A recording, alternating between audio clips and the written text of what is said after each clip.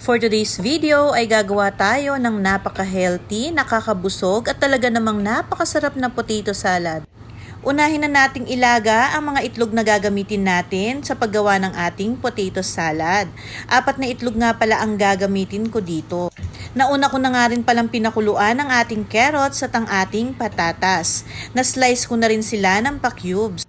Kung medyo nagda-diet kayo at gusto nyo ng nakakabusog na pagkain, ay try nyo na to mga kamarites dahil siguradong healthy naman at talagang masarap. Nakaready na nga pala itong ating patatas at carrots na pinakuluan, na-slice ko na sila. Nag-slice na rin nga pala ako ng celery at ito na ang ating boiled egg. Lagyan natin ng cucumber at cheese para mas masarap. Ang gagamitin nating dressing dito mamaya ay ang ating mayonnaise na merong sibuyas. So tara at umpisahan na natin ang paggawa ng ating dressing. Eto nga palang mayonnaise ay nasa sa inyo kung gaano karaming mayonnaise ang gusto nyong gamitin dito. Konti lang ang ginamit kong mayonnaise para dito.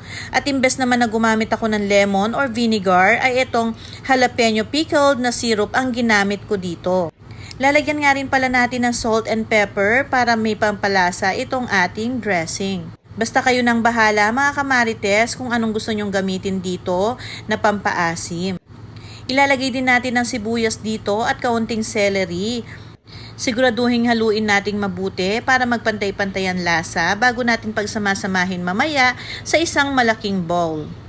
Napakasarap nito lalo na pag malamig na, pag nailagay na sa ref. Every time na magugutom ka, pwedeng ito ang kainin mo. Talaga namang healthy ito at talagang nakakabusog. Comment down below naman mga kamarites kung magkano ang kilo ng patatas sa mga lugar nyo. Napakamahal kasi ng kilo ng patatas ngayon, 170 ang kilo nga ng pagkakabili namin ito.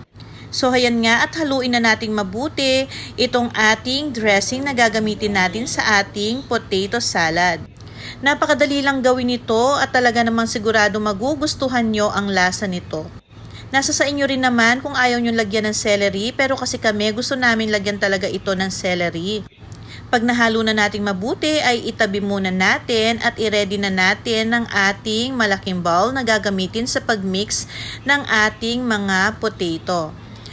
Kung nagugustuhan nyo nga pala ang mga cooking recipe namin ni Moy, don't forget to subscribe para updated po kayo sa mga susunod pa naming recipe.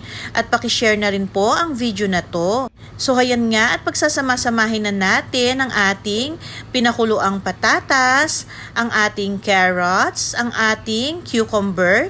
Pagsama-samahin na natin lahat yan, pati ang ating boiled egg, ang ating cheese at ang ating celery. Pwede ring iserve to sa mga handaan dahil talaga namang masarap siya. Pag napagsama-sama na natin lahat yan ay pwede na nating ilagay ang ating dressing at haluin nating maigi para magpantay-pantay ang lasa nitong ating potato salad. Tansya-tansya lang ang paglalagay ng dressing mga kamarites. Nasa sa inyo kung gusto nyo mas maraming mayonnaise. Ako kasi talagang kaunti lang ang inilagay kong mayonnaise dito. Sa susunod na gagawa kami nito ay dadagdagan ko na kasi naman talagang nabitin kami dahil kakaunti lang ang nagawa namin.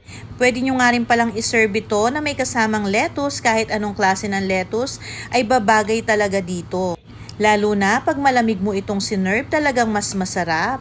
Pero hindi na nga nakuhang palamigin sa ref dahil talagang kumain na kami pagkagawa at yung natira yun na lang ang iniref namin. Kaya itry nyo na mga kamarites at talaga namang magugustuhan nyo to. Comment down below naman mga kamarites kung mahilig din kayo sa mga salad. So ayan nga at tapos na ang ating potato salad. Napakasarap at nakakabusog. Thank you for watching.